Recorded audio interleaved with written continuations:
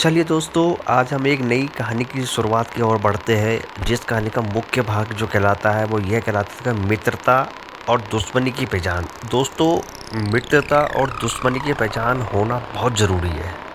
हमको ये पता नहीं चलता है कि कौन हमारा शत्रु है, कौन हमारा दोस्त है। आजकल के दुनिया में दिखावा ज़्यादा होता है दोस्तों, और हम उन्हीं में फंस कर रह जाते हैं। हम अपने जीवन उसी में व्यस्त कर देते हैं। इन चीज़ों से आपने बचना है मेरे दोस्तों। तो चलिए आज की कहानी का शुभारंभ करते हैं। तो यह कहानी स्टार्ट होती है आचार्य चाणक्य, जिन्हें कौटिल्य और विष्णुगुप्त के नाम से भी जाना जाता है। यह कहानी जो शुरू होती है वो चाणक्य, जिन्हें कौटिल्य और विष्णुगुप्त के नाम से भी जाना जाता है। ये एक महान राजनीतिक, अर्थशास्त्री और शिक्षक थी। इनमें बहुत सारी ऐसी कलाएँ थी जो शायद हमें, जो इनके बारे में लिखा भी नहीं हो सकती है, क्योंकि हम इनके बारे में तभी जानते हैं जो जिन्हें लिखा है, हम उतना ही जानते हैं। और शायद उनसे ज़्यादा और बड़े कलाकार थे। ये एक महान राजनीतिज्ञ, अर्थशास्त्री और शिक्षक थे, जिन्होंने मौर्य समाज को नींव रखने में अहम भूमिका निभाई। ये देखिए दोस्तों, जिन्होंने जिन्होंने मौर्य साम्राज्य की, जो मौर्य साम्राज्य चंद्रगुप्त मौर्य, तो मौर्य साम्राज्य की नींव रखने में अहम भूमिका निभाई। तभी वो इतना बड़ा, हम जो चंद्रगुप्त मौर्य को जानते हैं कि वो राजा कैसे बने, तो उनके जितना उनके पीछे का हाथ था वो सब आचार्य चाणक्य जी ने उनको हाथ दिलाया था। आज उन्हीं के कारण चंद्रगुप्त मौर्य को हम जानते हैं। आज उनकी कृपा से चंद्रगुप्त मौर्य को आज सभी लोग जानते हैं कि चंद्रगुप्त मौर्य कौन था, उनकी शुरुआत कहाँ से हुई और अंत कैसे हुआ। तो उनकी कहानी मित्रता और दुश्मन की असली पहचान कर पाने की अद्भुत कला को दर्शाती है। ये देखिए दोस्तों, उनकी वो जो मित्रता है और दुश्मनी, उनकी मित्रता और दुश्मनी जो है वो असली पहचान, उनकी मित्रता और दुश्मनी की असली पहचान कर पाने की अद्भुत कला को दर्शाती है। जब नंद वंश के राजा धनानंद ने चाणक्य का अपमान किया, अब देखिए दोस्तों क्या खूब बारीकी से लिखा है उन्होंने, क्या खूब बारीकी से लिखा है दोस्तों। ये असली की कहानी है दोस्तों। जब नंद वंश के राजा धनानंद ने, जो नंद वंश के जो राजा थे, नंद वंश के जो राजा थे, उन्होंने आचार्य चाणक्य जी का अपमान किया। तो धनानंद ने चाणक्य का अपमान किया तो आचार्य चाणक्य को बहुत बुरा लगा। एक तो वो इतने विद्वान व्यक्ति जिन्होंने चंद्रगुप्त मौर्य को नाम दिया, तो अपमान किया, तो उन्होंने प्रतिज्ञा ली। तो उन्होंने क्या लिया, उन्होंने दृढ़ निश्चय कर लिया, उन्होंने प्रतिज्ञा ली। अपमान किया तो उन्हें बहुत बुरा लगा, वो अंदर रोई भी। तो उन्होंने इस बात की प्रतिज्ञा ली कि वे उसे गद्दी से उतार कर ही शांत होंगे।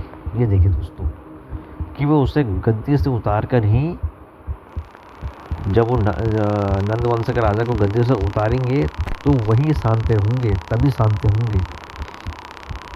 इस अपमान से प्रेरित होकर उन्होंने चंद्रगुप्त मौर्य जैसे एक, अब देखिए दोस्तों यहाँ से कहानी स्टार्ट होती है। इससे प्रेरित होकर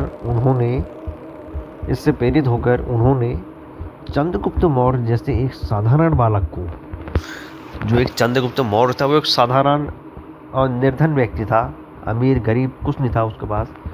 तो चंद्रगुप्त मौर्य जैसे एक साधारण बालक को, चंद्रगुप्त मौर्य साधारण बालक को खोजा, उसे शिक्षित किया। चंद्रगुप्त को खोजा, उसे शिक्षित किया, युद्ध नीति सिखाई और एक सम्राट बनाने तक का संपूर्ण मार्गदर्शन दिया। ये देखिए दोस्तों, युद्ध नीति सिखाई, चंद्रगुप्त को खोजा, उसको शिक्षित किया, युद्ध नीति सिखाई और एक सम्राट बनाने तक का, जब तक वो सम्राट नहीं बन जाता है, एक सम्राट बनाने तक का संपूर्ण मार्गदर्शन दिया, ताकि वो उस राज्य का आविष्कार कर सके, उसको हमेशा खुशियाँ बांट सके। तो उसको संपूर्ण ज्ञान दिया चाणक्य ने अपने गिने चुने और बुद्धिमान मित्रों, आचार्य चाणक्य जी ने अपने गिने चुने और बुद्धिमान मित्रों जैसे कर्पूरगुप्त मित्रों जैसे, एक का नाम था कपूरगुप्त, और अन्य विद्वानों के साथ मिलकर, कपूरगुप्त और अन्य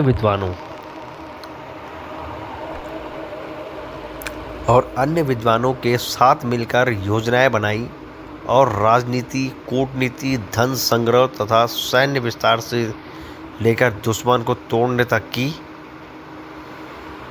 चतुर्नीति। ये देखिए दोस्तों क्या खूब लिखा है। और उन्होंने अपने दोस्तों के साथ मिलकर शिक्षित और राजनीति, कूटनीति, धन संग्रह तथा सैन्य विस्तार से, उन्होंने धन संग्रह तथा कूटनीति तथा सैन्य विस्तार से लेकर दुश्मनों को तोड़ने तक की चतुर्नीति अपनाई। ये देखिए दोस्तों क्या खूब कहा है, क्या बारीकी, इन शब्दों को अपने दिल पे एहसास करो दोस्तों। तोड़ने तक की चतुर्नीति अपनाई, आचार्य जी ने उनको तोड़ने तक की चतुर्नीति अपनाई। उन्होंने यह सिद्ध किया कि सच्चा मित्र वही है। अब देखिए दोस्तों उन्होंने क्या सिद्ध किया, उन्होंने यह सिद्ध कर दिखाया, इस कहानी का जो पूरा वो जाता है वो यही जाता है कि उन्होंने यह सिद्ध कर दिखाया कि सच्चा मित्र वही होता है जो कठिन समय में सत्य के साथ खड़ा हो। सच्चा मित्र दोस्तों वही है जो कठिन समय में सत्य के साथ खड़ा हो, भागे नहीं, सत्य के साथ खड़ा हो। और सच्चा दुश्मन वही है जो छल से मुस्कुराता है। ये देखिए दोस्तों, और सच्चा दुश्मन वही है, और सच्चा जो दुश्मन है वो वही है जो छल से मुस्कुराता है पर भीतर से घात करता है। ये देखिए दोस्तों, यानी क्या समझे, जो सच्चा दुश्मन है वो आपको बाहर से आपकी हंसी उड़ाएगा या खुद आपका हंस जाएगा, आपसे मीठी मीठी बातें करेगा, लेकिन आपको वो मरने तक पूरा आपका उपाय करेगा, वही करता है। तो चाणक्य की नीतियाँ आज भी हमें सिखाती है, आचार्य चाणक्य की नीतियाँ आज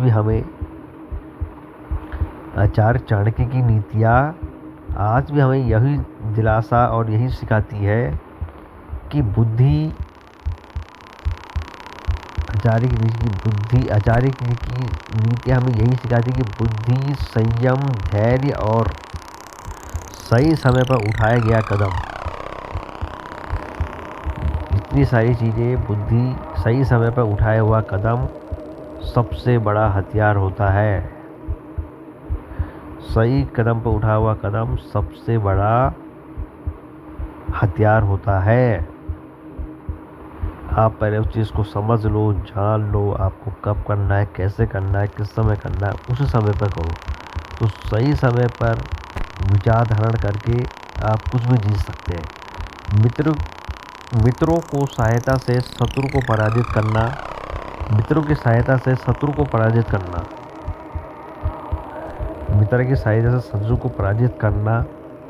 और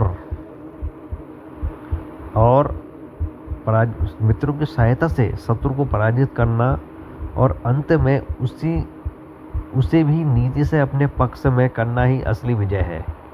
और उसी भी नीति से अपने पक्ष में करना ही असली विजय है। तो दोस्तों आपको इस कहानी कैसी लगी, इस कहानी से आपने क्या सीखा दोस्तों? ये एक सच्चे दुश्मन और सच्चे दोस्त की कहानी है और इसी प्रकार की